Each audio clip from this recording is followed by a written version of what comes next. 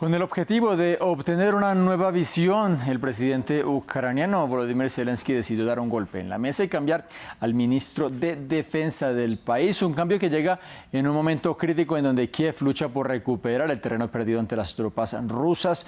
Esto en medio de varios señalamientos por casos de corrupción, y así sale del ministerio Oleksiy Reznikov. Y en su reemplazo, Zelensky designó a Rustem Umerov.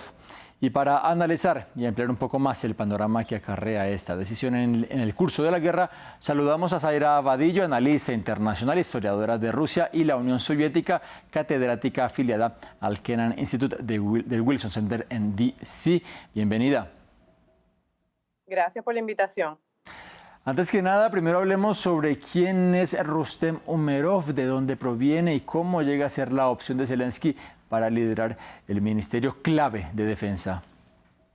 La figura de Rustem Umerov es muy particular, y el hecho de que Zelensky haya decidido escogerlo como ministro de Defensa en este momento, en lo cual hay tanta presión para que Ucrania empiece las negociaciones con Rusia, y además ha habido también analistas internacionales que han recomendado de que la península de Crimea debe ser un territorio que Ucrania no contemple para las negociaciones de paz, ¿no? Así que de la península de Crimea es un tártaro de Crimea, aunque nació en una ciudad en Asia Central, en Samarcanda, en Uzbekistán, porque los tártaros de Crimea fueron expulsados de su región durante la época estalinista hacia Asia Central, y luego del colapso de la Unión Soviética empezaron a regresar. Esta es una diáspora, es un grupo muy importante, no solamente para Ucrania, en el sentido de que la población tártara de Crimea no apoyó la anexión de Crimea a Rusia en el 2014, pero también una población muy importante porque muchos de ellos residen en Turquía y también en otras regiones de Medio Oriente. Por lo tanto, Rustem Umerov está muy en contacto con esta población diáspora que reside en Turquía por la situación que les comenté de la expulsión del pueblo tártaro hacia Asia Central, pero también porque en el pasado las guerras entre Turquía y Rusia en el siglo XIX provocaron muchas emigraciones hacia lo que era entonces el Imperio Otomano. La población tártara de Crimea es una población musulmana, por lo tanto esto es muy importante de entender en el sentido de que Zelensky está buscando un apoyo más incondicional de parte de países en Medio Oriente como Arabia Saudita y obviamente como Turquía.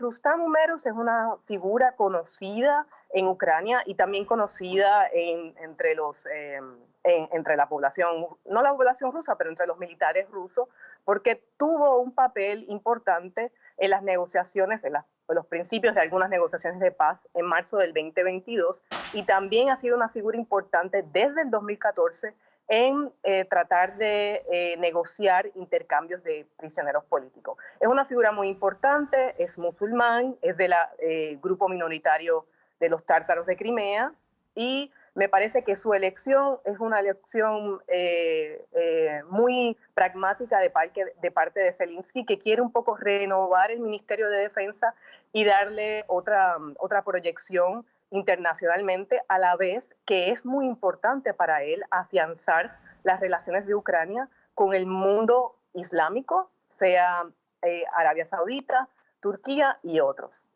Señora Vadillo, efectivamente es un perfil muy distinto, pero ¿cree usted que esta modificación atiende más a un intento de Zelensky por mostrar que está combatiendo la corrupción, o atiende más efectivamente a buscar un cambio de estrategia que favorezca más la contraofensiva en este momento?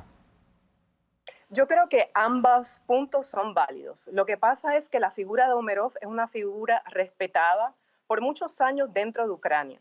Él también fue electo por el gobierno ucraniano, sirvió en la Rada por alrededor de tres años, del 2019 al 2022. Así que es una figura que tiene mucho respeto entre la población ucraniana, y en estos momentos han habido unos casos de corrupción que, aunque no envolvieron directamente al anterior ministro de Defensa, Reznikov, no tuvo control para deshacerse de muchos de estos problemas que vienen desde hace años dentro del Ministerio de Defensa, ¿no? Por ejemplo, muchas compras que han excedido los presupuestos, los soldados sienten que no se les están dando las compensaciones que que se les prometieron, a menos que compartan esa compensación con alguno de sus generales. Hay mucha corrupción y a mí me parece que la figura de Rustam Umerov viene también para dar una cara fresca, para dar otra proyección a nivel internacional de que se está manejando este asunto de corrupción. Y también, muy importante, no olvidemos el factor doméstico. Dentro de Ucrania, a pesar de que tenemos la percepción de que todo el mundo está de acuerdo con las decisiones de Zelensky, también hay distintos grupos, partidos políticos que no están muy de acuerdo y han sido muy críticos a sus decisiones. Y yo creo que la figura de Umerov también, de Rustam Umerov, también viene un poco para crear lazos y puentes con esos grupos de oposición política dentro de Ucrania. Así que son dos roles, ¿no? Uno, la proyección internacional de que queremos atajar el problema de la corrupción, pero otro, dentro de Ucrania, en el sentido de que él es una figura que no pertenece al partido político de Zelensky y que va a crear lazos y puentes con otros partidos políticos que han sido muy críticos del gobierno actual de Zelensky. Quiero recapitular algo que nos comentaba usted anteriormente, esos lazos con Crimea. ¿Cree usted que esta conexión nos puede dar alguna indicación del nuevo rumbo hacia donde puede irse encaminando esta contraofensiva de Ucrania?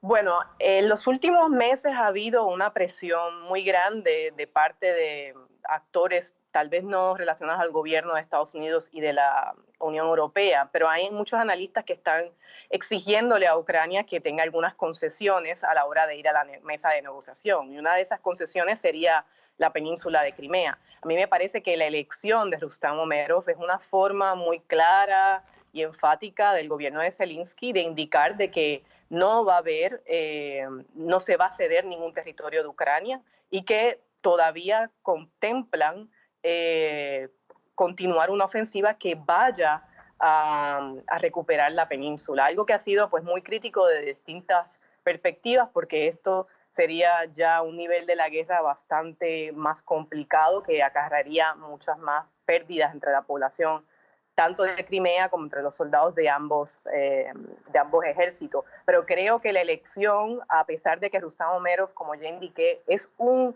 político que se ha ganado el respeto de la población ucraniana, él en el pasado como inversionista promovió muchas becas para que estudiantes ucranianos vinieran a Estados Unidos, a la Universidad de Stanford, ha apoyado mucho las iniciativas de población de Crimea en el pasado para reconstruir monumentos destruidos. Ha tenido una posición, a pesar de que es inversionista y trabaja en finanzas, tuvo una visión filantrópica, ¿no?, de colaborar con Ucrania desde hace ya 2 y 3 décadas.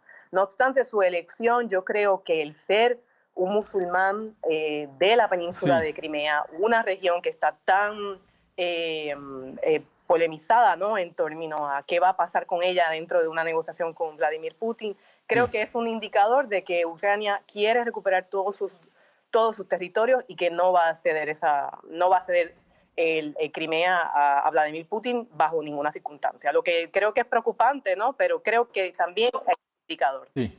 Zaira Badillo, analista internacional, historiadora de Rusia y la Unión Soviética, catedrática afiliada al Kennan Institute del Wilson Center. Muchísimas gracias por este análisis aquí en Directo América.